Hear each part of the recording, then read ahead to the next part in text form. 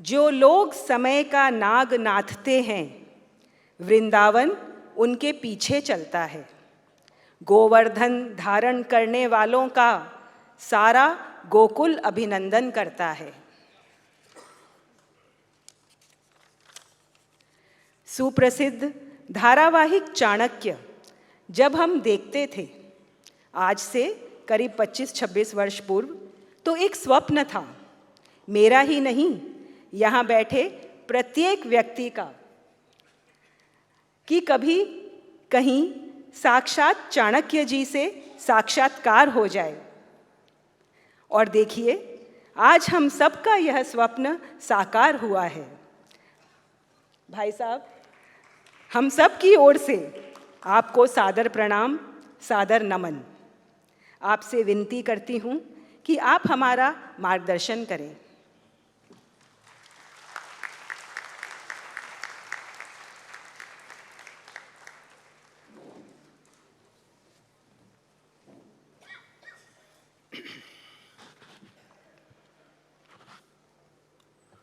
नमस्ते भारत। मंच पर विराजमान प्रमोद गुप्ता जी,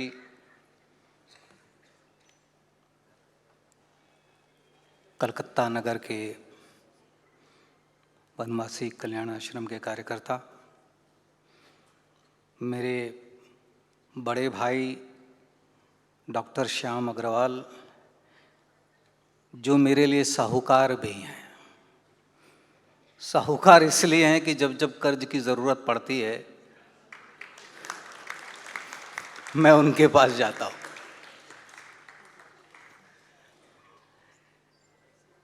डॉक्टर श्याम ने कहा कि उनको ऐसा लगता था कि मेरे वक्तव्य के बाद उनको अवसर मिलेगा, और मैं ये सोच रहा हूँ कि डॉक्टर श्याम ने तो वो सब कुछ कह दिया जो मैं कह सकता था, लेकिन चूंकि अभी समय दिया गया है तो इसका सदुपयोग करना चाहिए। मैं सीधे संवाद करता हूँ लोगों से, इसलिए मैं आप लोगों में से जानना चाहूँगा कि कितने लोगों को मोक्ष चाहिए। हाथ ऊपर करेंगे जरा।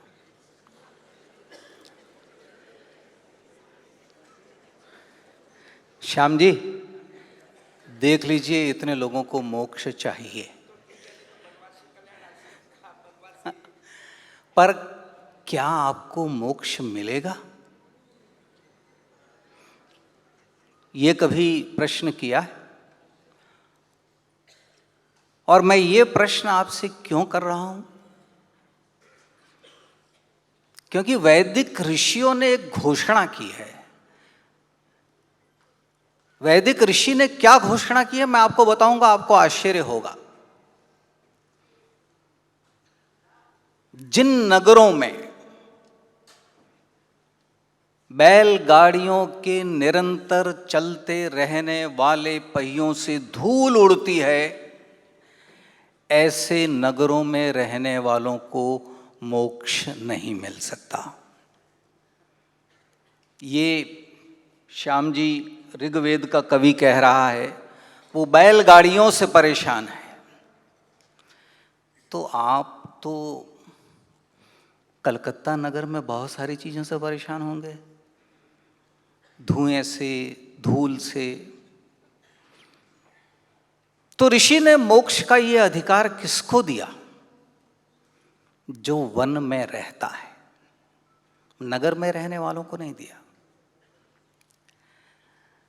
और यदि एक बार हम अपने इतिहास पर दृष्टि डालें तो मनुष्य सभ्यता का विकास वन से नगर की ओर हुआ है, नगर से वन की ओर नहीं हुआ है। हमारी पूरी संस्कृति अरण्य संस्कृति है। हम जिसे अपने आर्ष ग्रंथ मानते हैं, वो चाहे वैदिक साहित्य हो, उपनिषद हो, अरण्यक हो, ब्राह्मण हो, पुराण हो, आप सब जानते हैं अधिकतर वनों में लिखे गए हैं, जंगलों में लिखे गए हैं।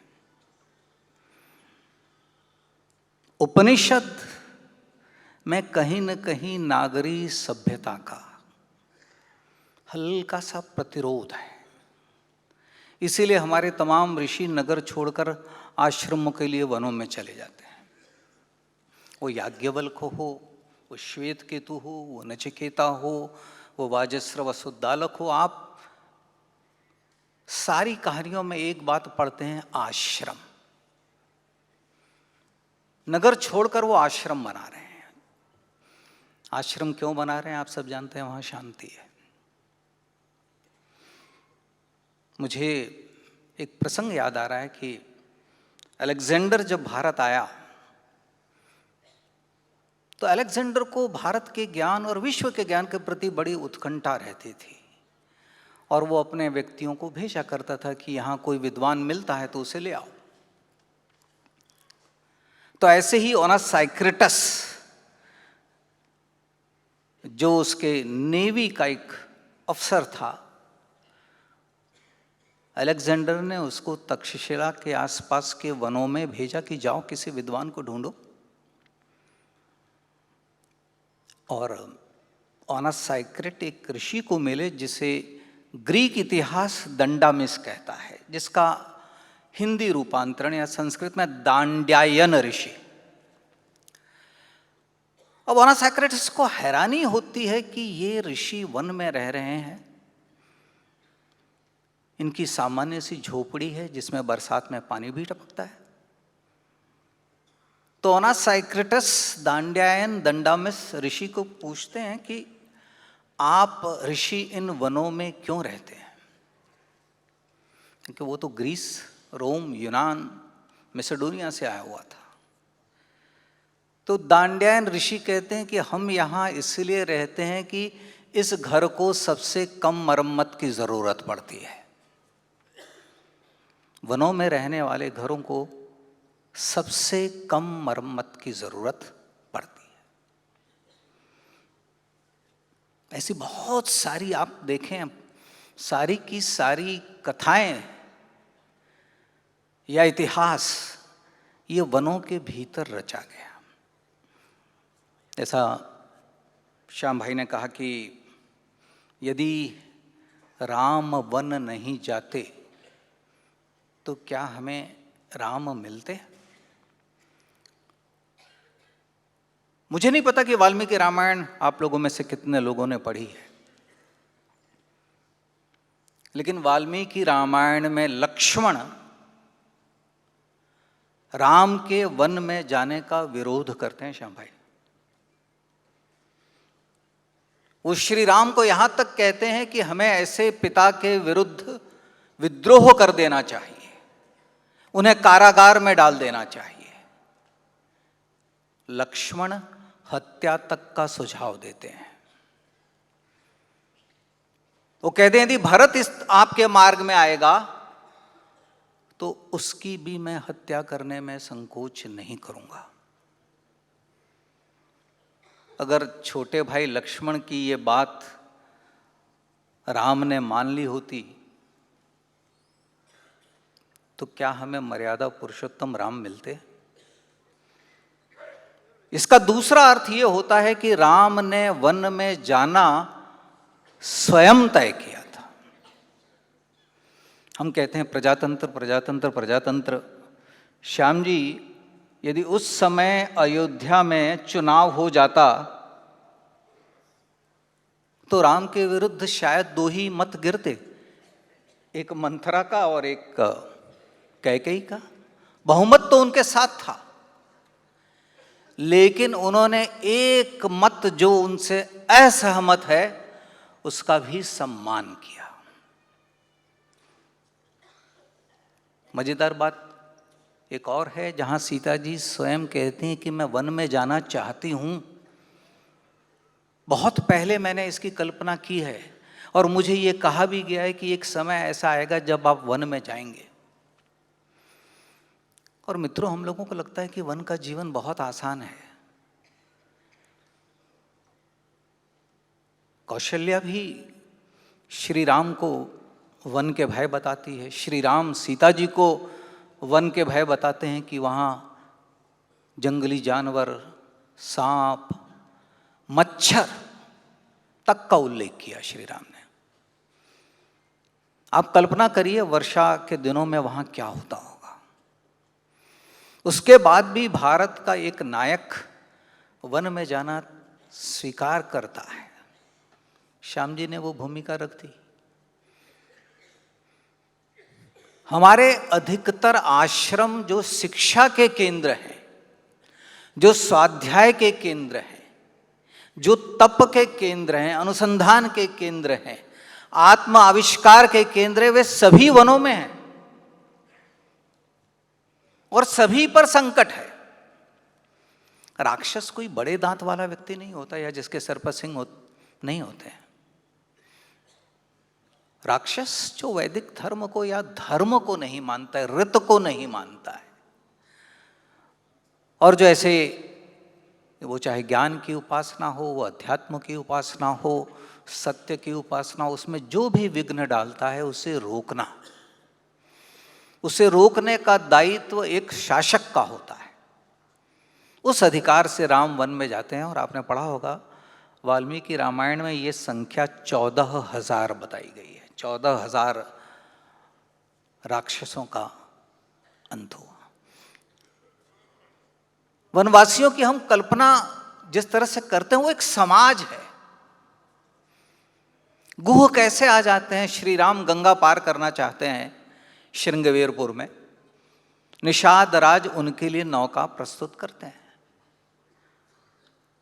यानी इससे ये समझ में आता है कि नौका परिवहन, नौका से आना जाना, ये वनवासियों के हाथ में था।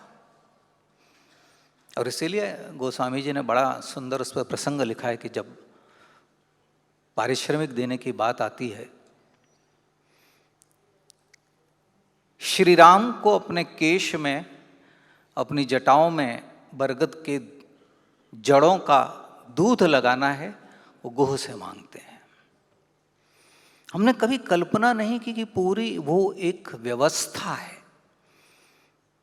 भारद्वाज ऋषि के आश्रम में भरत जाते हैं और आपने देखा होगा तमाम वस्तुओं का वहाँ उल्लेख है जो भारद्वाज ऋषि भरत और उसकी सेना के लिए प्रस्तुत करते हैं। अभी ये सारी चीजें कहाँ से आई? वाल्मीकि ने लिखा है कि कई प्रकार के अन्न, कई प्रकार के फल, कई प्रकार के मधु, ये सब उन्होंने भरत की सेना के लिए प्रस्तुत किए। ये वनवासियों से ही आए। और एक वनवासी की मैं आपको याद दिलाता हूं। हम हिंदू आत्मविस्मृत बहुत जल्दी हो जाते हैं, अपने अतीत को बहुत जल्दी भूल जाते हैं। शकुंतला, कण्व ऋषि, शकुंतला और दुष्यंत का पुत्र भरत, जिसके नाम से हम अपने आप को भारत कहते हैं, वह भी ऋषि संस्कृति, वन की संस्कृति का हिस्सा है। और हमको लगता है कि वनवासी है यानी वो अनपढ़ है, गंवार है, उसके पास भाषा नहीं है, उसके पास संस्कार नहीं है। तो मित्रों, एक वनवासी इस देश के हर घर में पूजा जाता है, जिसका नाम है हनुमान। हनुमान जब पहली बार श्री राम से मिलते हैं, हमने कथा सुनी है कि वो ब्राह्मण के वेश में मिलते हैं सुग्रीव के आदेश से, और लक्ष्मण को संदेह होता है। लक्ष्मण को संदेह ये होता है कि इस घोर वन में कोई व्यक्ति इतनी अच्छी संस्कृत, जिसे व्याकरण का ज्ञान है, कैसे हो सकता है। वाल्मीकि ने हमारे लिए पहले रेखांकित किया कि श्री हनुमान जी को व्याकरण का ज्ञान है। उनकी वाणी में जो मधुरता है, उससे यह अनुमान लगाया जा सकता है कि इस व्यक्ति को सामवेद का भी ज्ञान है। जिस प्रकार से इसने अपनी बातों को प्रस्तुत किया है, उससे ये समझ में आता है कि इसने वेदों का भी अध्ययन किया है। अब मुझे ये बताइए कि जिस हनुमान जी को हमने सिर्फ पूंछ के साथ देखा, उस हनुमान जी के बारे में वाल्मीकि क्या लिखते हैं। हम लोग कई बार उस कथा के प्रवाह में बह जाते हैं और इतिहास को नहीं देखते। वाल्मीकि का कहना यही है, यह वन संस्कृति, यह वन सभ्यता, इसमें भी शिक्षा है। और जैसा डॉक्टर श्याम कह रहे थे कि मित्र सुग्रीव और श्री राम मित्र हैं, सेवक और स्वामी नहीं है। मित्रता का धर्म अग्नि को साक्षी रखकर दोनों ने स्वीकार किया और दोनों ने उस धर्म का निर्वाह किया। हनुमान जी जैसा साथी, हनुमान जी जैसा सेवक, यदि कोई श्रेष्ठ उदाहरण देना हो, नल के बारे में हम सब बात करते हैं, जिन्होंने सेतु बनाया वो भी वनवासी। जटायु वनवासी। कई लोगों को ऐसी कल्पना है कि जटायु पक्षी है, मैं स्वीकार करता हूं, लेकिन मैं एक इतिहास के विद्यार्थी की दृष्टि से यह भी मानता हूं कि जटायु एक जाति है। ऐसा इसलिए कि वाल्मीकि रामायण ये भी कहती है कि जब जब राम और लक्ष्मण वन में फलों को ढूंढने जाते हैं तब तब जटायु सीता जी की रक्षा करते हैं। वो उसी प्रसंग में नहीं मिले हैं। उसी प्रकार से आप पूरे रामायण को देखिए तो आपको ऐसे बहुत सारे प्रसंग मिलेंगे। श्याम भाई ने शबरी के बारे में बात की, मातंग ऋषि के बारे में बात की, हमारे कोहली जी ने श्री राम को लेकर श्रृंखलाबद्ध उपन्यास लिखे और उस उपन्यास को लिखने के पीछे उनका तात्पर्य यही था कि जो व्यक्ति 14 वर्ष वनवास में रहा हो वो कितने हजारों वनवासियों के संपर्क में आया होगा और कैसे सन्यासियों ने, वनवासियों ने, आश्रमवासियों ने नगर के श्री राम को बहुत सारे जीवन के मंत्र दिए होंगे। तो कई बार हम लोगों को लगता है कि हमारे प्रयत्न वनवासियों का जीवन बदलेंगे। श्याम भाई, मैं उल्टा कहता हूं, हमें वनवासियों से उनका ज्ञान, उनका कृतित्व, उनकी सभ्यता, उनकी संस्कृति को नागरीय संस्कृति में लाना है। हमें सुसंस्कृत होना है। वनों की रक्षा, पेड़ों की रक्षा, नदियों की रक्षा, नदियों का पानी साफ रहे, ये सारे उपक्रम उन लोगों ने किए। आपको मैं याद दिला दूं कि तपस्वी श्री राम के लिए जो आदेश था कि वो जमीन पर गिरे हुए फल ही उठाएंगे, तोड़ने का उनको अधिकार नहीं था। ऐसा कठोर व्रत श्री राम का, तो ये फल कहाँ से आते हैं, ये कंदमूल कहाँ से आते हैं? 3 बार स्नान का व्रत है उनका तपस्वी के नाते। मुझे लगता है भविष्य में हम लोगों को कथा से बाहर आकर थोड़ा सा इतिहास को देखना है और न सिर्फ राम के जीवन में वनवासियों ने क्या परिवर्तन लाया है, बल्कि हमारी पूरी सभ्यता और संस्कृति में उनका जो योगदान है। हम 1857 के गदर की बात करते हैं, स्वतंत्रता आंदोलन की बात करते हैं श्याम भाई, लेकिन सच्चाई है उसके पहले वनवासियों ने विद्रोह अंग्रेजों के विरुद्ध कर दिया है, स्वराज्य की आवाज उठा दी है। हम बिरसा मुंडा को देखें, भगवान बिरसा मुंडा, एक वन में रहने वाला व्यक्ति, जब उसको समझ में आता है कि इंग्लिश एजुकेशन के बदले में उससे उसका सत्व छीन लिया जाएगा, वह अंग्रेजों के विरुद्ध खड़ा होता है, पूरे समाज को संगठित करता है और आज हम उस क्रांतिकारी को भगवान के नाम से संबोधित करते हैं। यहाँ बहुत सारे ऐसे दधीची समाज के लोग रहे होंगे। दधीची भी वन में ही रहते थे। एक थोड़ी सी मज़ेदार बात बता दूं, मैं पढ़ रहा था कि दधीची ने अपनी हड्डियों का दान देना कैसे तय कर दिया। तो जब इंद्र उनके पास जाते हैं और कहते हैं कि मुझे आपकी हड्डियां चाहिए, तो दधीची ने पहले मना किया है श्याम भाई, कि मैं अपनी हड्डी आपके लिए क्यों दे दूं? फिर सारे ऋषि उनको समझाते हैं कि आपके इन हड्डियों के देने से समाज की संस्कृति की रक्षा होगी, तब उन्होंने अपने हड्डियों का दान देना तय किया है। ये चित्र जो मेरे सामने बर्बरीक का है, मुझे लगता है ये हमारी सभ्यता का परिचय है कि जब जब हमें नगरों की रक्षा करनी पड़ी है, नगरवासियों की रक्षा करनी पड़ी है, तब तब हमने बलिदान किससे मांगा है? वनवासियों से मांगा है। वो चाहे दधीची हो, चाहे वो बर्बरीक हो, चाहे वो एकलव्य हो। महाभारत में भी वनवास है, देखिए कितनी कथाएं। तो मित्रों, मैं सिर्फ एक बात कहूंगा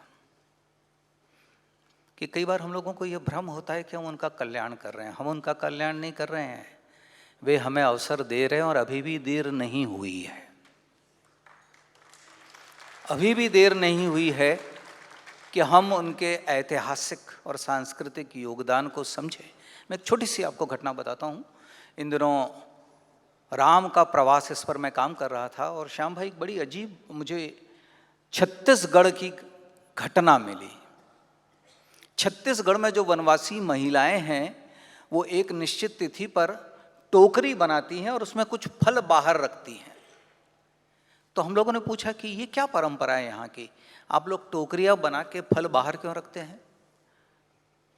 तो उन वनवासियों का मानना है कि सीता और श्री राम जब प्रवास में यहाँ आए थे तो यहाँ सीता जी रुकी थी, उन्होंने हमें टोकरियां बनाना सिखाया और उस ऋण को देने के लिए हम परंपरा के तौर पर आज भी वो टोकरी अपने घर के बाहर निश्चित तिथि को रखते हैं और उसमें फल रखते हैं ताकि श्री राम और सीता को फल मिले। ये हमारी वन संस्कृति है। ऐसी हजारों कथाएं हैं। तो मैं जानता हूं कि हम सबको ये अवसर दिया है और हर व्यक्ति अपने अपने तरह से, कोई शब्दों से करता है, कोई धन से करता है, कोई अर्थ से करता है, कोई कला के माध्यम से करता है। जिस भी प्रकार से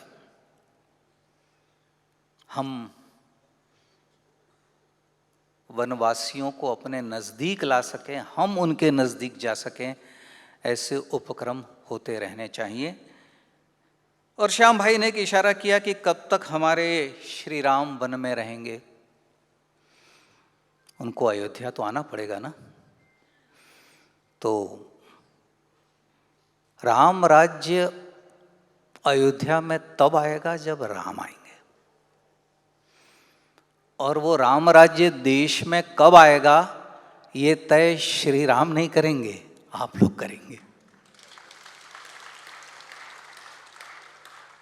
तो साथियों, मैं यही कहूँगा कि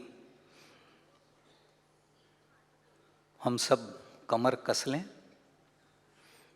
और जैसा मैंने कहा कि हम आत्मविस्मृत और हम लड़ने के 100 कारण ढूंढ लेते हैं। एक होने का एक कारण पर्याप्त है कि हम एक चिरंतन सनातन आदि संस्कृति के उत्तराधिकारी हैं। हम इस उत्तराधिकार को अपनी अगली पीढ़ी तक दें और इसीलिए एक स्वस्थ समाज, एक सुदृढ़ समाज जहां हम सब की पहचान सिर्फ हिंदू है, ये हम कर पाएं तो हम वनवासियों के लिए और अपना ज़्यादा कल्याण करेंगे। इसी के साथ मैं अपनी बात समाप्त करता हूं। धन्यवाद।